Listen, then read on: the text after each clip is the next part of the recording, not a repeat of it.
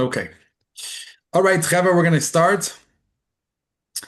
And the topic we're learning tonight, as we started learning last week, is the understanding of what is the essence of Hashem.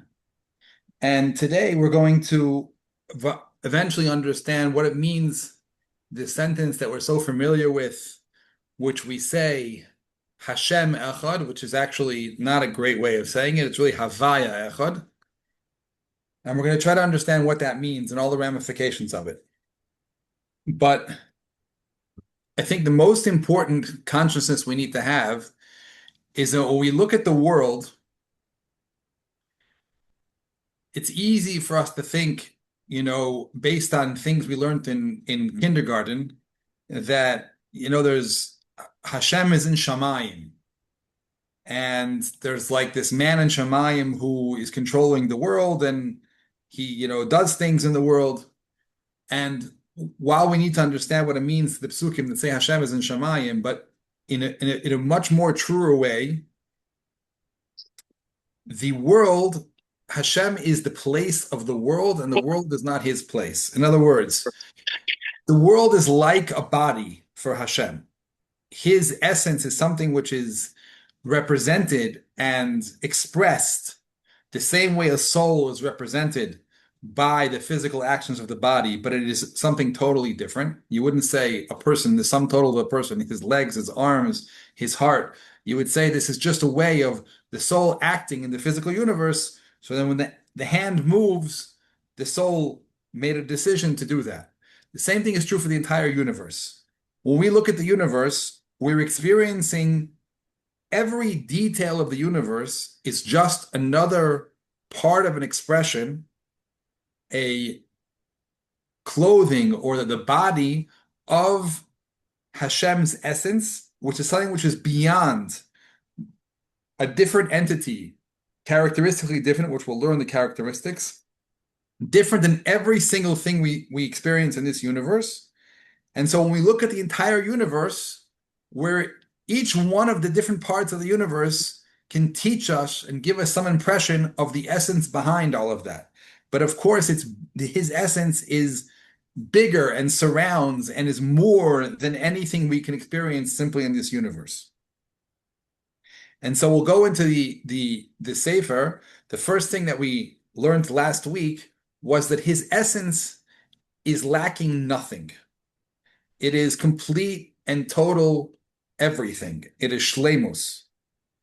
And to see the ramifications of this concept is what we're going to learn today.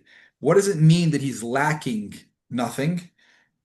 So one of the expressions of that is the next concept that he brings out, which is in the middle of the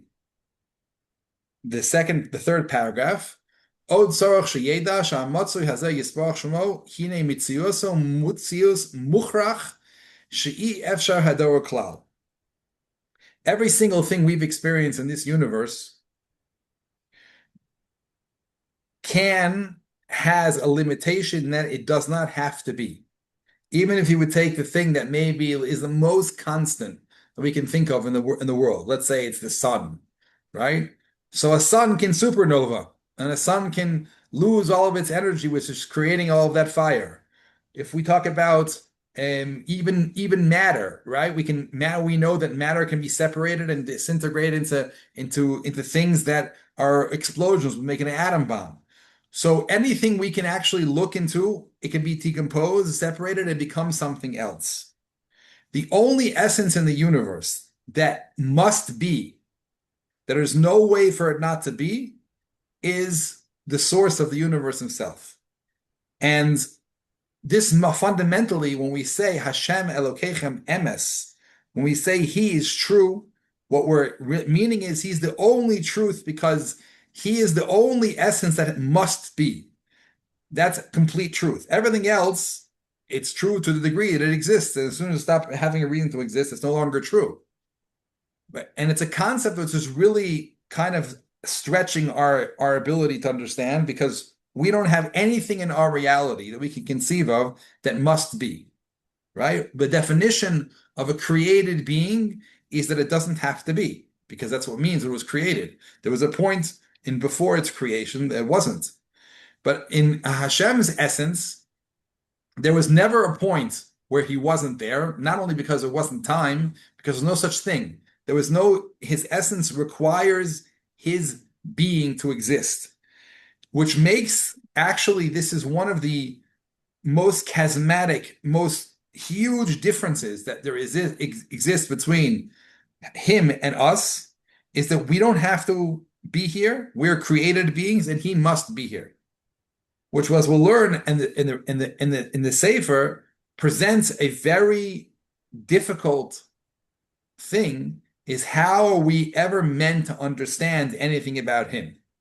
And the assumption would be that we can't, that we can understand only things about ourselves. And while there is some truth to that, we can't really understand his essence. The entire world, as we'll learn in the second parak, is coming to some degree solve this problem. And even though they were so different, give us some understanding of him to the limits that we can possibly understand. But this concept of him being the only thing that needs to be is the definition of what it means to be a borei. A borei means that I don't have to exist. Nothing has to create me. I am created. He is created because he is. And inherent to this is the second concept, which is Hayosi biltla nitla ba'acher. Od tzorach sheyeda shametzius yisborach eno toli bezulaso klal. El me'atzmo hu muchrach hametzius. If we would say that he has to be, but the reason he has to be is something external to him that causes him to have to be, then the truth is that he wouldn't have to be, because it depends on the other thing. So the fact that he has to be must be something inherent to his being. And to understand what it means to inherent to a person's being, we can take the mashal, which is a actually very important connection to this idea, which is, if someone is good, right, the reason they are good is because they are that way. If a person is any characteristic which is inherent to their being, the reason they are that way is because that's what their essence is. So when we're talking about his essence being, he must exist, we're saying nothing outside of him makes him be that way. Does anybody have any questions on these two ideas? Yes. Great. Can you can you explain that again? I'm hearing you say that when we can't say anything about Hashem's essence, and that can you explain that and also how we do say that Hashem is good? Hashem, the word good is an understatement, because good is always subjective. Like And relative. It's relative to what a person wants, right? Hashem is beyond good. He is perfection, which means the simple way to think about it is any single thing that you can experience in this world, you can even conceptualize, not only experience, but the fact that you can conceptualize it means that it came from him, because otherwise, where did it come from? So therefore, it has to be something that he has within himself. And as we're going to learn, he doesn't only have that, he has all of the things you can conceptualize in this world as good. So he must have every single goodness, every single perfection, every single thing, all in him, as we're going to learn in the next sentence, in one. Because it's not like he has... That clear? You're saying anything that I can conceptualize is something contained in God's essence, so to speak. Yes, because where did it come from? Right. But I mean, I guess in a sense, theoretically, I could think of as many good things as I could think of bad things. Right. So that's true. Therefore, what are you trying to bring out? That you're asking a question that it must be included in him, those bad things. Right. Just as much as the good things. So how can we say that he's essentially good? So the truth is that you're right, right? Ani aseh oser borei ra, yotzer oro borei ra, ani Hashem oseh kol eile. that of course all of the bad that exists in the world, its makar has to be from him, right? Otherwise, where would it come from? Mm-hmm. But because he has within him only good, he's not lacking anything, that itself requires that bad must be a part of greater good. Why? Because since he doesn't lack anything and bad lacks, so it can't come from him something that would actually be bad. It must be that it's illusion, it's short-lived, it's in the current state bad, but Uh-huh. actually its essence must be a reflection of his good that he has in his essence. And so it's a part of a process that is not only good, but specifically good because of the bad exists in the world. A greater good. Yes, because in other words, there's something lacking in the good, and so to speak, not lacking, but it's a better version of good. The fact that the bad exists, otherwise it would have absolutely no reason to exist. Now, I'm obviously putting something very simplistic, one of the most important, difficult concepts of the world, which is how does bad come from good, right?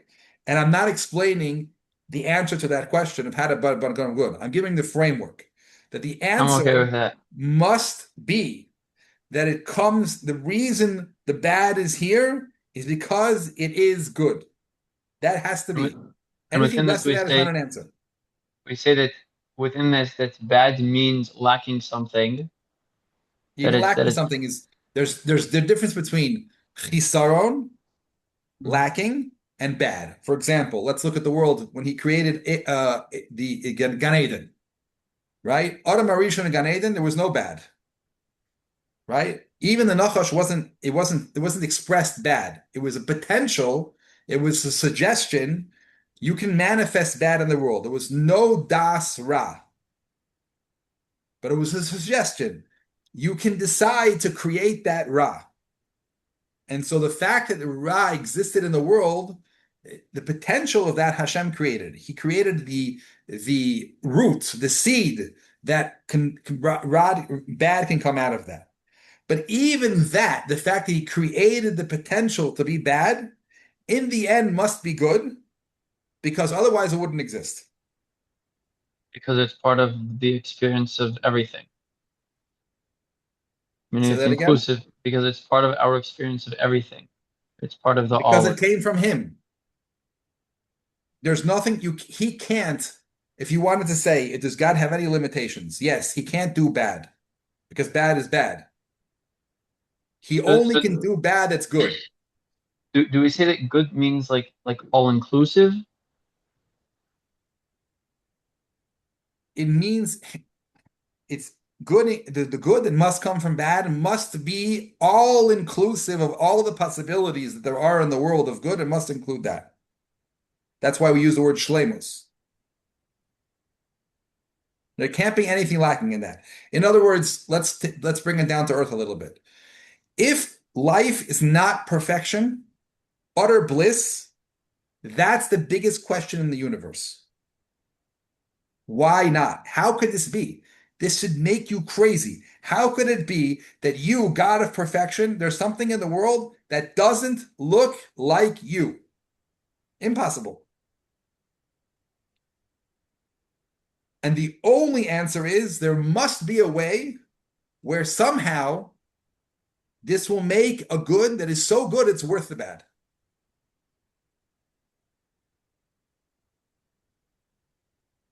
Now, to understand that, we need to have a lot of hakdamos, right? And that's why there's a difference between that you can believe something, but it's not misyashav halev, that you can believe something and know be'emuna shleva, but not understand it. And then you learn, and part of learning pnimis Torah is understand how this thing that I believe is true actually is true. And then we can get to some degree of understanding of that, but the real understanding of that can't come till Olam Haba. But if it wouldn't be for Olam Haba, it wouldn't exist because it can't be that bad stays bad. So we look at the world and we see everything good that comes into the world must be that he has that in him because he's lacking nothing. And all of the bad in the world must be that it's going to turn into something even a greater good, or else it wouldn't be.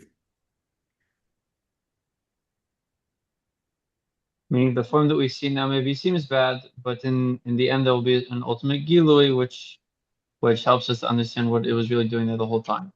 Yeah, but that's not like it's not like, oh, I missed the plane, but the plane exploded. That's nice. But the plane exploded and I missed the plane. There's still some negative stuff there, right? Olam haba is perfection, nothing lacking, right? And it gets better and better and better. So it will always. So it's not just like, yeah, it worked out okay, which is hard for us to comprehend. But if it comes from God, that's how good it has to be. It's more like the plane crash was a fundamental element of creation and that enabled all of the gishmak everything ever. Right. And everybody has to say, wow, it's amazing the plane crashed. All right. Which makes no sense for our reality. All Which right, is why the halacha is that you don't say when something bad happens, you say Baruch Dayan HaEmes. You say a bracha, you believe, you're makabel b'simcha. You say, thank you, Hashem, for doing this. I have no idea why you did it. Dayan HaEmes, I am going to cry now. But in Olam Haba, you're going to say HaTov VeHaMeitiv.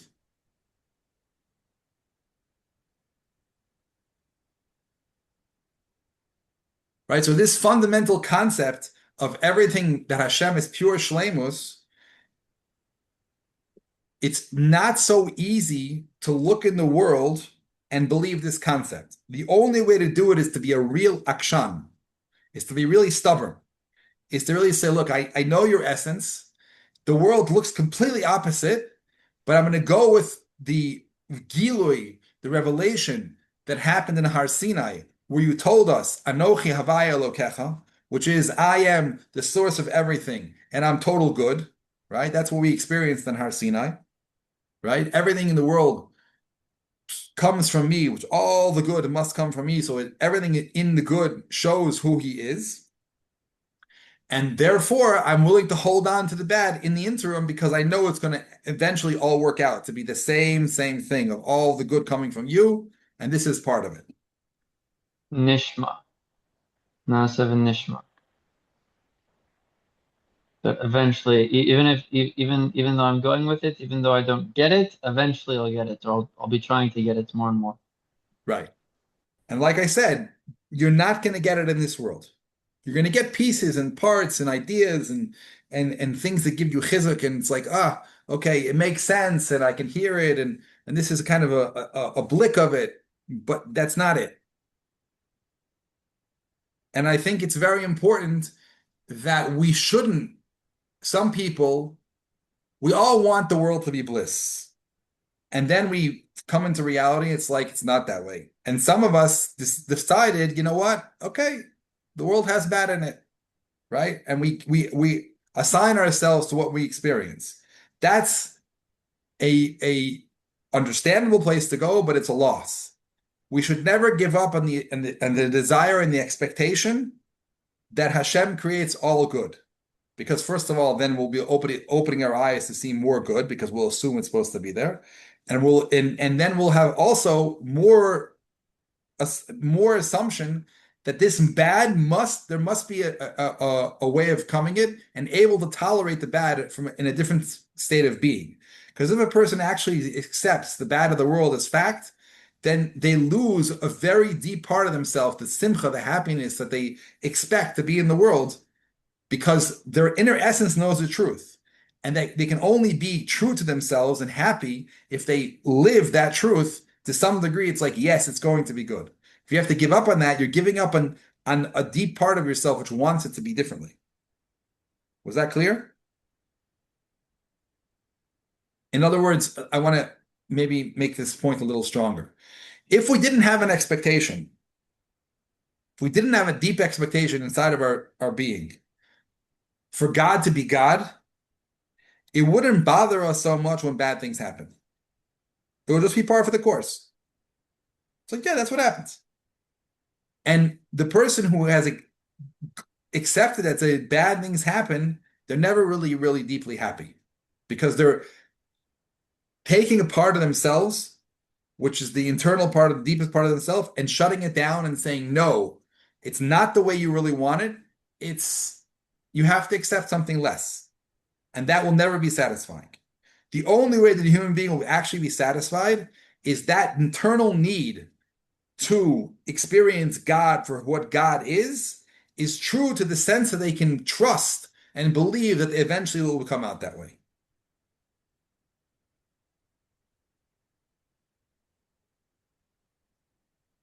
Clear?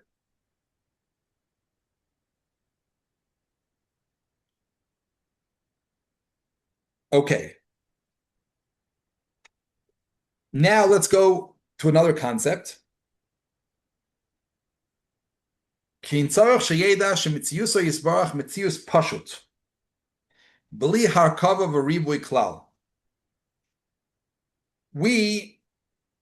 human beings, are very complicated in the fact that we have lots of different parts.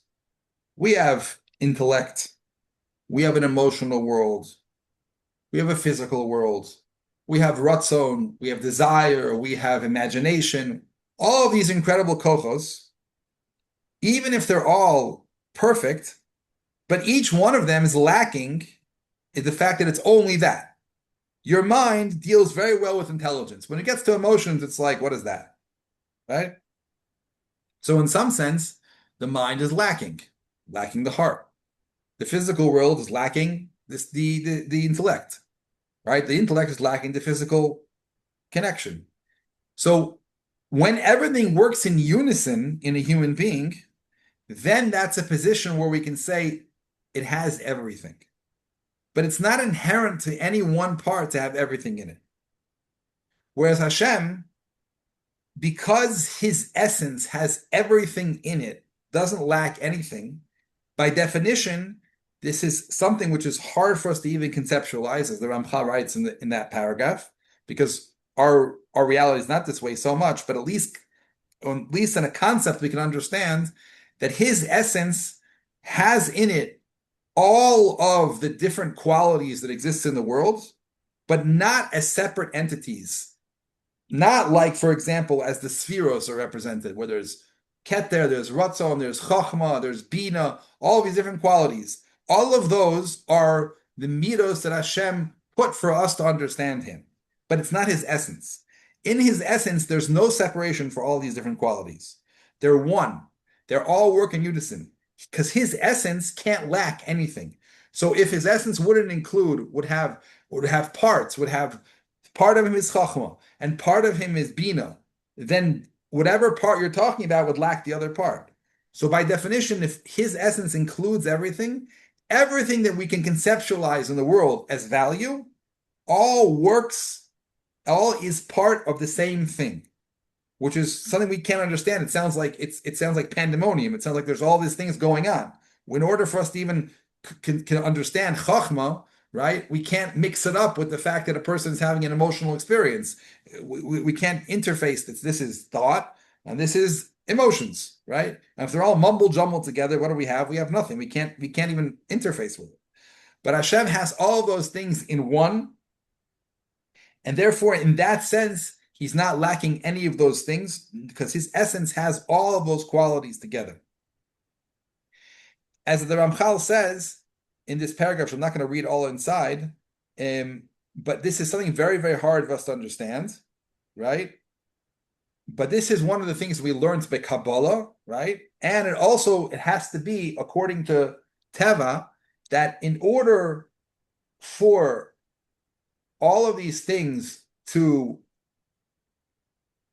the entire world to function in unison the way it does, it needs to come from one source which directs all of this unison in one. And I want to skip a step. This is very, very important concept for us to realize, because let's say you had a human body you have a very high, a neshama obviously has a lot of intelligence to it. And let's say you had a human body, which its brain function didn't work. That person had a brain that was physiological damaged, and there was no brain function in that body.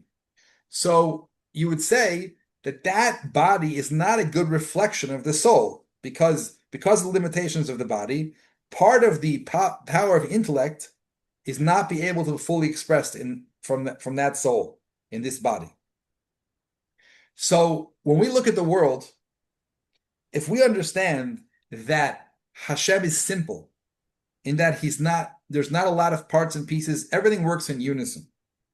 What that means for us to understand is, as much as the world is going to be a body of God, a way of interacting and understanding it, some understanding of his essence in some way, shape, or form, to the degree that there is complication, that there is lack of synergy, that is like a brain that is physiological damage that can't express the chokhmah of the soul. That body, that universe is blocking inherently one of the main expressions of godliness, which is the simplicity and the oneness of everything working together.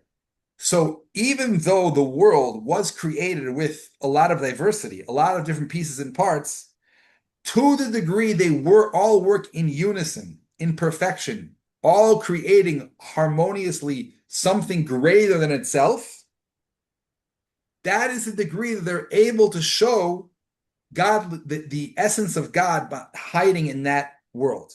And to the degree that there's lack of oneness, there's lack of unity, harmoniousness, that is by definition a block on the ability, because it doesn't no longer fully represents what godliness is. And from here you can understand how deeply important it is to have harmony, to have everything working in its specific place, complementing the thing that it works together with. That everything in the world must be one grandiose puzzle, that each piece specifically is built to fit into the next piece around it. Just take a look, for example, at how nature works, right? The complications of the entire, just the process of photosynthesis, but all of the universe, the clouds, everything in the cloud formation, with the rains, with the growth of the food, everything working together, the location of the earth with the sun, everything works in harmony, specifically to create this entire universe. And to the degree there's harmony, that's the experience of God. As soon as things are taken out of harmony, they block. So you can imagine human beings, first of all, your own self, to the degree that all of your parts and pieces are working in unison towards one direct goal, then they can be a reflection more of godliness. To the degree that you have a group of people who are working in harmony, each one complementing each other, to whatever degree they can do that, they're more representative of the essence of God, because they're less complicated, because they're all working in unison. They have one defining role that works them together. And to the degree there's machlokes, to the degree there's not harmony, by definition, they're blocking God. Because the true expression of godliness is simple. And that's true for Chokhmah also. The more convoluted a concept is, the less it represents the essence of God. That's why, in the end of the day, if you really, after you understand Chokhmah, basically it just wraps down to simple concepts, and everything else is a derivative, an explanation of that concept, which is why Hillel was able to teach the Ger, Kol HaTorah Kula Al Regel Achas, because it actually has one source, Garin, the Klal Gadol BaTorah, V'ahavta L'Recha Kamocha, that actually explains everything else builds off from there. Because if there wasn't simplicity, there wasn't oneness going on, it wouldn't represent God. And Hashem created a world that is meant to be his levush, his body, the body that expresses the ultimate soul of the Bria, which is his essence. And so to the degree that it can do that, that's its job. And whenever you have something which is too complicated, and there's this idea and this idea, and I don't understand how they work together, you haven't gotten the godliness yet, by definition. Anybody have any questions on what I just said?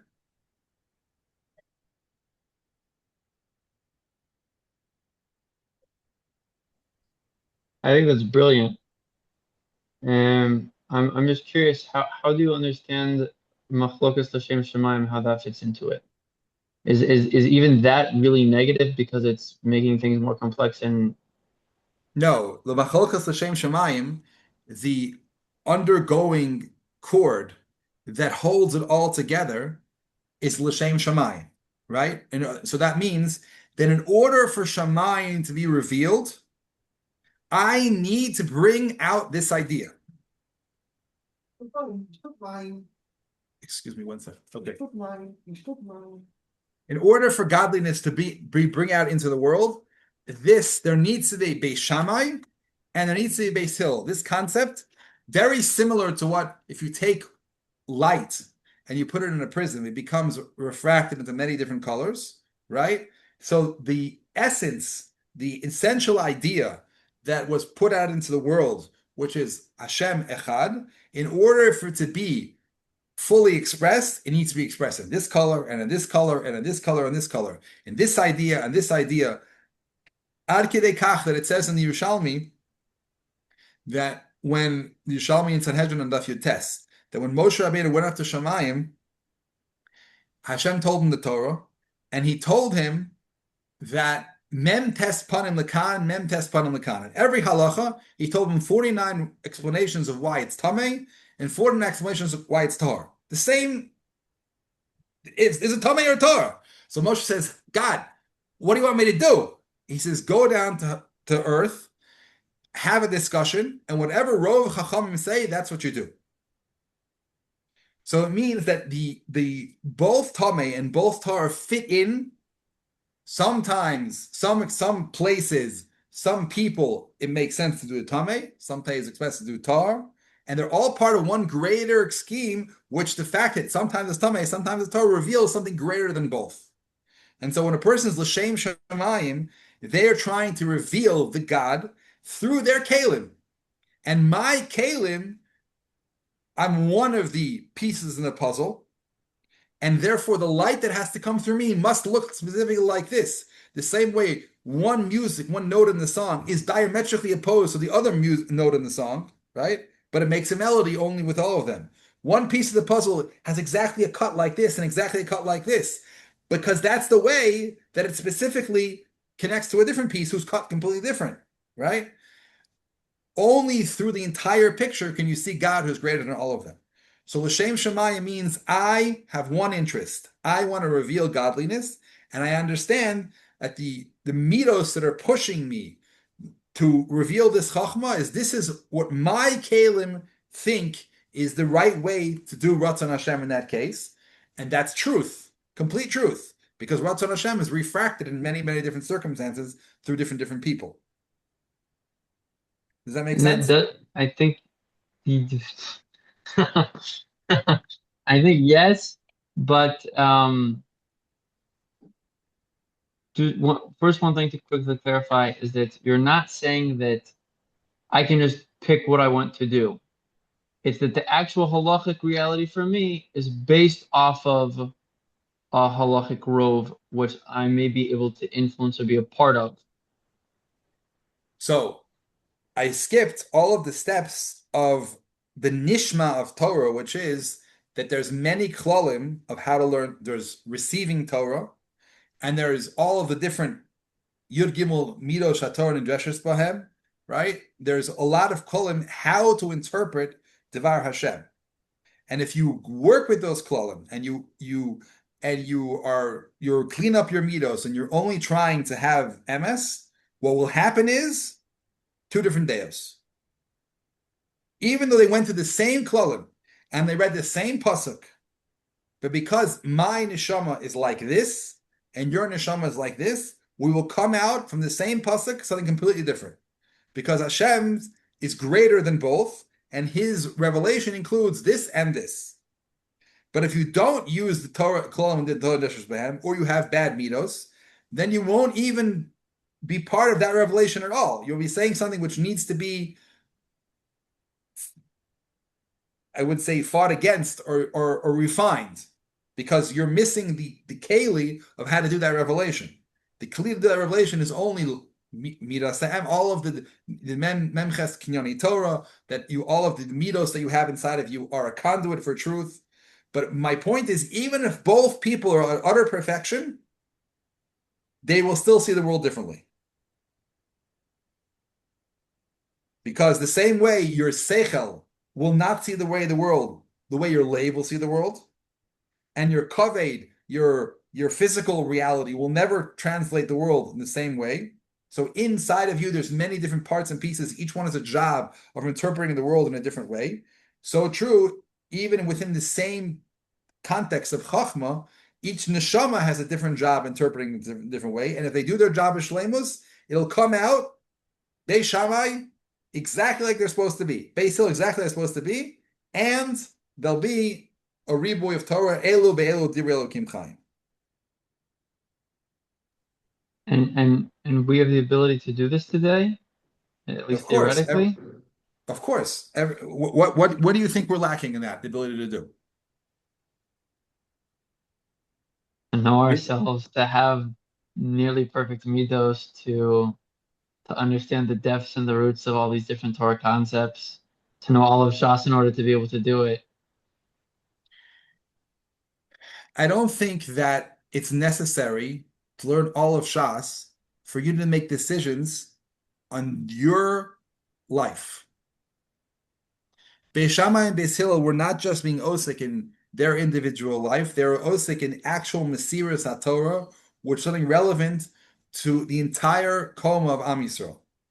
And therefore, the ability to be able to do that, you need to be a neshama, which is a neshama koleles, and being able to have something which is broader, and you have to have incredible hachana, and you have to have incredible tahara, and not everybody was zocha to that. How many of Klal Yisrael were the Tanoim and Amoraim, right? How many people were supposed to be the Ein Heda of Sanhedrin? But the body, the human body, is representative of the neshama of Adam Arishon, and there are some people whose job is supposed to be the brain, and some people's job is supposed to be the hands, and some people's job is supposed to be the toes. Everybody has a different job. Within the context of your job, you have the ability to be able to come to shleimus in making the decisions that you need to do in throughout the work of your life. Well, you have to work very hard, 100%. But you have the potential to know the right decisions through different, sometimes it's through asking. But even if you ask something, you have to use your own kalim to decide if you're going to listen. So you, at the end of the day, are responsible and have the ability to take your job and come to completion in that job. And therefore, you're going to have to make decisions in your life and reveal your chelek in Torah. This is exactly what it means that we all have chelek in Torah. What does that mean? I learned the Gemara and I'm learning Abaye and Rava. Where's my chelek in Torah? Right? I'm just repeating. Your chelek in Torah is the application of all of these concepts into your specific life. Your situations, your midos, your struggle. There's never been a person who's ever been created from the beginning of the world to the end of time who's like you. Because why would there be twice? As the Arizal says in Shar Gimel in Eitz Chaim. Doesn't need twice. The same way the puzzle, each piece is different. Every human being is different. And so your chelek in Torah is translating the Divrei Elokim Chaim was given down in Har Sinai to your life. And the only person who's Higil Hora, the person who has the gift of making those decisions is you. And therefore the only person who will take responsibility in Olam Haba of whatever happened is you. Does that make sense? It's so empowering. You know who gave you the most power? God. When he created you with Bechira Chavshis, he's like, here's the world. When Chazal say in Sanhedrin, the Olam Yom Adam Bishili Nivra Olam, that the whole world was created for me, they meant it. It's like you have your own universe and you control it. You're the God of this universe. You work in unison with him. He is the Melech Lamala and you're the Melech Lamata, and you work in Shutfus, but it's you.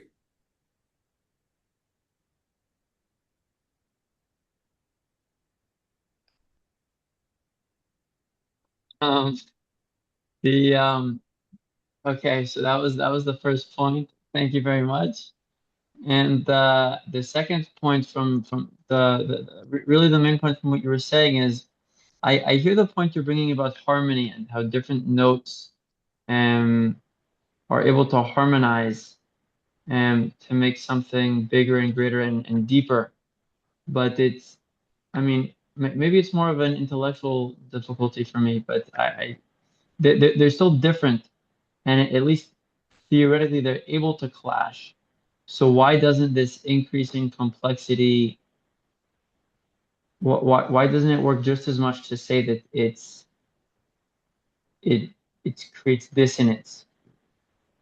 Everything has the potential to be go this way or that way, right? Hashem made the world equal. So the difference between two human beings, let's just look at Ish Isha, right? Which is the central form of the entire creation. How is it easy for a woman and a man to fight? And each one say, be a man, no, be a woman, right? Or there's a choice to say, let's be man-woman. Let's be VeHaMeitiv Echad. We will work together to the point at which my strengths and my will complement you, and your strengths will complement me, and together we will create a third entity bigger than greater, the two of us. So everything in the world can go both directions.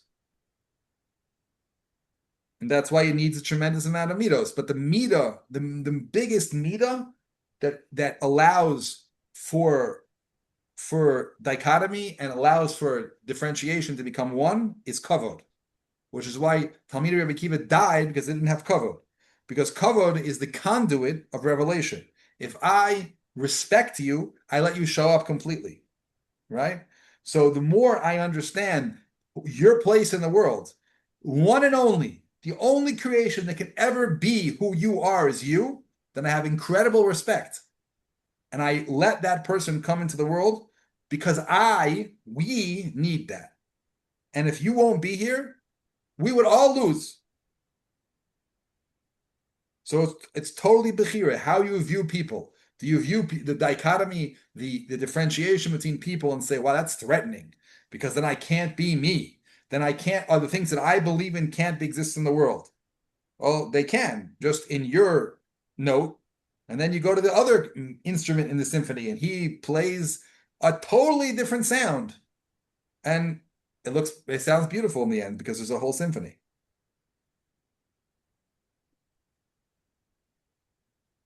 Okay, thank you. Please continue. Okay.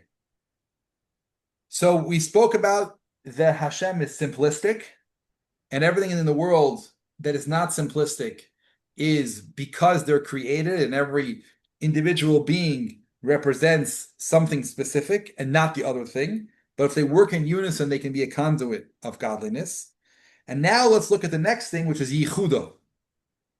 And here, we think when we say Hashem Echad, so okay, there's one God. So if you're thinking about the guy in Shammai, there's only one of them. But it means something much more different than this. It means Pirish,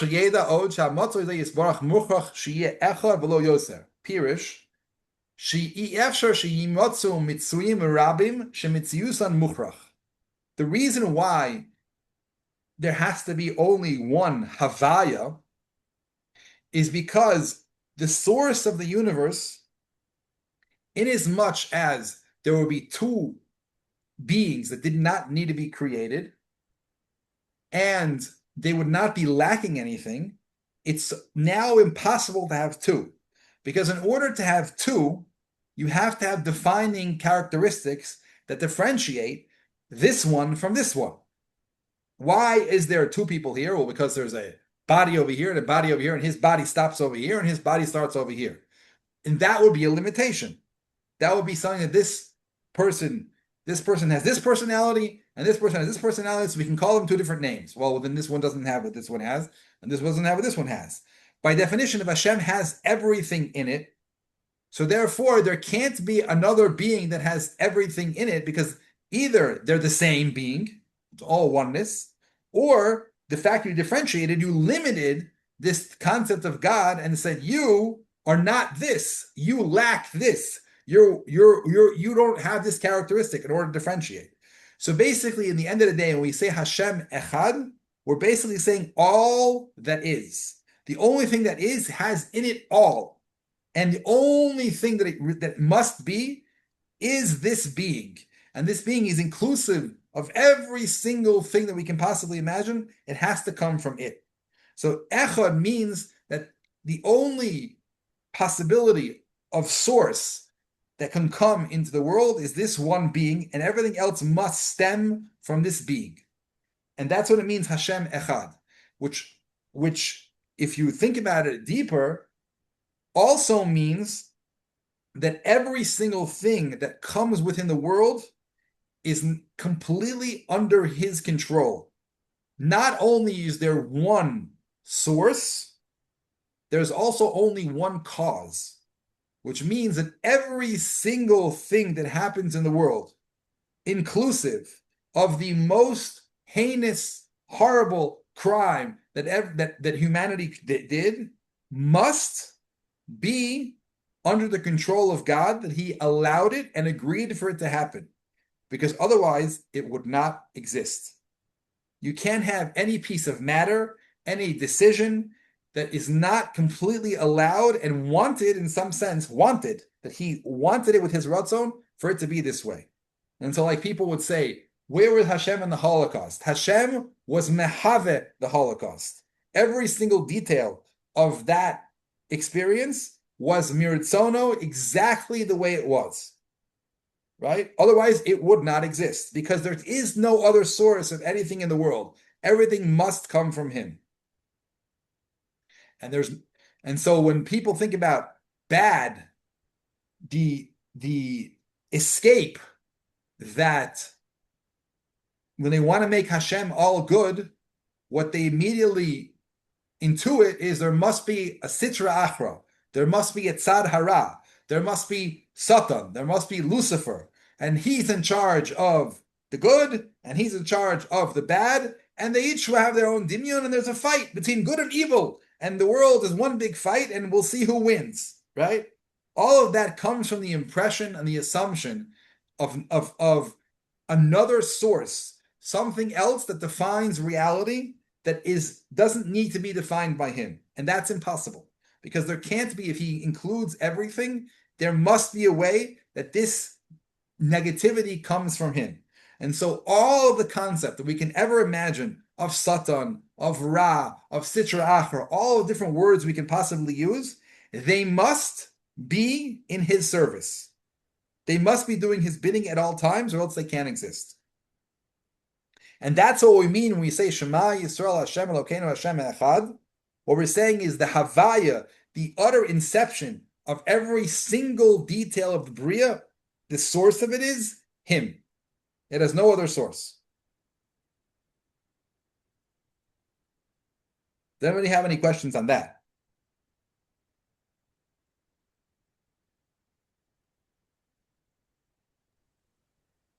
There's some instances, I think, that we say that Hashgacha pratis doesn't apply for certain people or certain situations. How is that different from Hashem overseeing and directly controlling everything? Okay, you're asking a very good question. So we know there's something called Hashgacha klalis and Hashgacha pratis, right? Which basically means that there are some creations in the world that they're the point, and therefore there's a reaction to every single thing they do because they're the star of the show. And everything Hashem does is in reaction to these people. And there are other things that are props, that they're only there as helping this other. For example, the difference between an animal and a human being, right? So the purpose of the Bria, when it said, Breishis bar Elohim, Bishvil Yisrael, the word Breishis has in it, Bishvil Yisrael, the purpose of the Bria is for Klal Yisrael.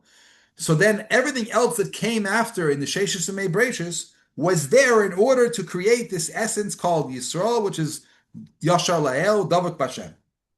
So the intention of everything, the Hashgacha and everything, is specifically for this, and it only gets involved with other things as a way of getting back to Yisrael. So it might be that there are things that happen in the world that he won't pay attention to every detail that they do because they're not the point. They're just there for a prop. And therefore, what the details, what happens in their life he's not going to go in and react to every single thing they do, because his point is to react everything the people, the Am Yisrael does. And so therefore can be beings which the way they are in the world, it's like the Rambam writes in Sefer, in the Pirush Mishnayos and the Bina Brachos, there's an entire reason for a castle is only once, because this one tzaddik has to go visit this castle, and therefore this castle must exist for that reason, and the rest of the time is just there in order that when the tzaddik comes, he'll use it, but the rest of the time was just there as a way of getting there. That's a true concept. At the same time, it's also true what the Baal Shem Tov said, that when the leaf falls on the worm in the forest, it was completely by God's design. Which means that what you have to look at the world is there's two different Siddharim going on, which is that in truth, there is nothing that leaves Ratzon Hashem, and everything is relevant. Every single detail is relevant for the purpose of the Bria, and nothing's by accident. But the system in which he uses for us to understand how that's possible, so how all of this is the point, has some things that look more the part of the play and less part of the play. And so for our understanding, we will say that this is, he reacts to this, and is not reacting to this. But it's also true at the same time that there's nothing, the reason why that specific detail had to be that way, and it couldn't be another way. The reason why he had to create the Armon that specifically was there for 60 years before the tzaddik wasn't because he couldn't figure out, it was just arbitrary. He could have done it this way, he could have done it this way. This was actually the best way of doing the entire purpose of the universe, which is the purpose of the universe is ultimately the Gilui of Hashem in the world. And it was a necessary component, the same way it was necessary for the tzaddik to be in the world, it was necessary for the worm to be in the world. Each one contains in it the value, equal value of a revelation of Hashem. So I don't know if I explained that so clearly. There are two concepts going on at the same time. There's the concept of Yichud, which is that every single thing is ultimately Ratzon Hashem, but that is a revelation you can only understand when you see the entire picture in the end. In the process, it looks like that there are central figures, and there's peripheral figures, and there's props, and so we will interpret, he reacts to a Jew doing something differently, he reacts to a Goy doing something. But the very fact that there has to be this division of Goyim and Jews is ultimately also important in every grave detail. Otherwise, there will be something lacking in the ultimate Yichud of Hashem. Was that clear? I think I'm hearing you say two elements which distinguish Hashgacha pratis from Yichud, I think is how I'm hearing you refer to it, which is that Hashgacha pratis is more about what it looks like from our perspective, even though in a higher way, maybe in Dayan we would say that it really is that every little bit and everything. But from our perspective, we can sort of see that things are going a certain way. Hashgacha pratis means that there's a reaction, that he will react differently to what this person does. When an animal does something, it doesn't change the universe. But when a Jew does something who's connected, his neshama is connected to the highest places, every single thing draws a reaction from Shammai. That's what it means. He's mashgiach pratis means he pays attention and reacts to all those details. But it's not true to say that because he doesn't react to the worm's existence, that the worm's existence itself wasn't inherently powerful and important as part of the grand revelation of everything. It had to be exactly that color, exactly that shape, exactly that place that it was located, and if it wasn't, there'd be something missing in the grand puzzle of things.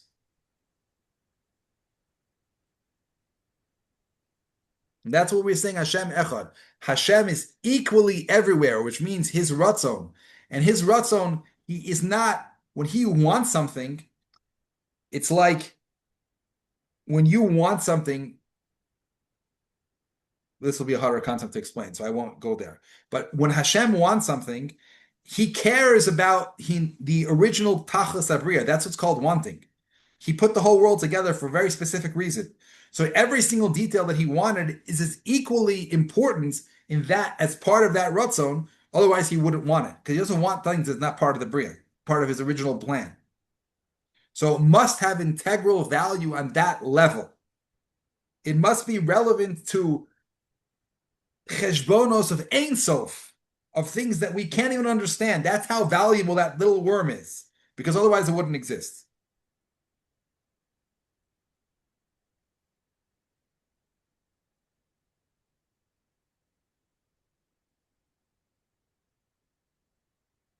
Was that clear? That's a start. It sounds like a very, very big concept. Look, I want to get to the simplicity of it. And I think that the more you understand its simplicity, you'll it's not such a big concept. Is it clear that everything that happens in the world is birtzono? Yeah. It won't exist otherwise. He had to want it in its grave detail. He had to want the molecules, the specific molecules, the structure of the molecules, which makes, I don't know, physical structure, color, all the details. He had to want that. Now, why does he care? The thing that Hashem cares about is the things that he cares about, which means the entire desire to create the world. If it wouldn't be an inherent part of that desire, it wouldn't exist.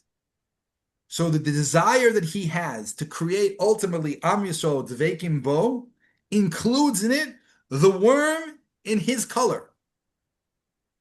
Now you ask, who cares? Why would the worm have anything to do with the purpose of the Bria? Right, you have to be God to know that one. But it's that way. That's the truth. There's nothing about the world that doesn't represent a part of the revelation that God wanted to put into the world for the Jews. And it has to be specifically that way. And that includes all the physical world, the way it exists, and includes all of the different maisim, all of the different negative actions that all of the Rishoyim have done from the history of the universe. I think I followed that, yeah. Okay, so that's the first concept. So that's a very simplistic concept. Next time you say Hashem Echad, you mean every single thing in the world is you and has value on a godly level. At the same time, you're not going to say that his relationship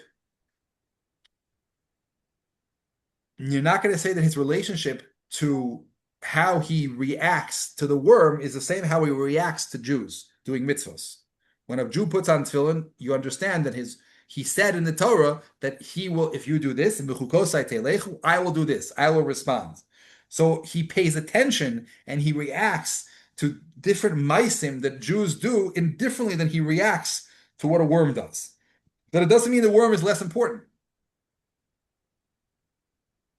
It just means it has a different job. And the reaction of the Jew is part of the ultimate plan of the world, includes the bechir of the Jew to go this way or this way. Whereas the bechir of the worm to eat this apple or not is not a relevant part of what he decides to put in the world. That's why he didn't give him mitzvahs.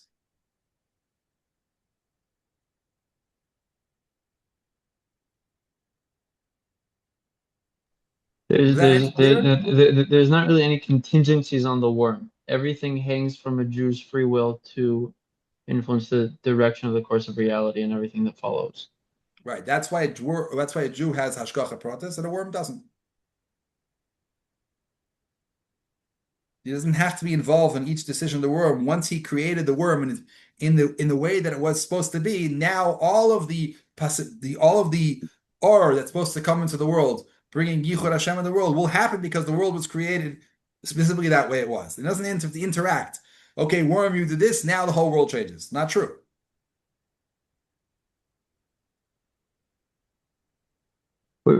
Would it be accurate to say that it's like we could sort of think about it that like is it true to say Hashem's paying more attention to us than the worm, or he's looking at us more? That's what I'm saying. If obviously that's why it gets confusing when you say the words paying attention, because if he wasn't paying attention to the worm, wouldn't exist, right? Uh-huh. So he has attention to every single detail in the world, but he doesn't react. He doesn't decide what he's going to do next based on what the worm does, because that's not the job of the worm to be a partner in the world. So his interaction with the worm was once setting it up. It's be'ofen klali, that's the way it is. And then now its job is set. He doesn't have to change constantly what he does based on what the worm does. But a person with bechira and a person who has the keys of the universe in his hands, like we do, then his ratzon will be constantly in shift based on, oh, you do this, okay, I'll do this. You do this, I do this. That's what it means, Hashgacha pratis.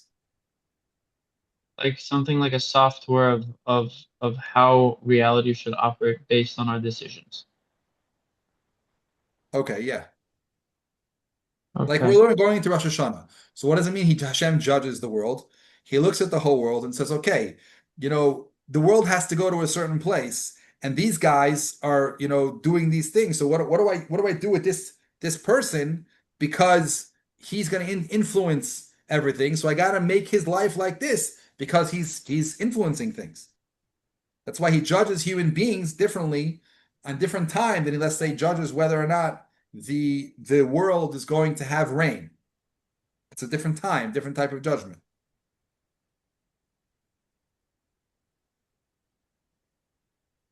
Okay, I got to get off in a minute. So, anybody have any last questions?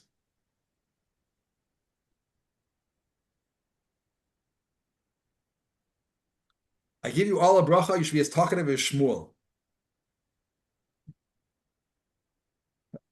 Looking forward to seeing you all next week. Wow, thank you so much. Amazing, amazing Thank shiur. you. Unbelievable. Thank you. Thank you so much. Thank you, My Rabbi. pleasure. Take care, everybody. Bye-bye. Night. Thank you.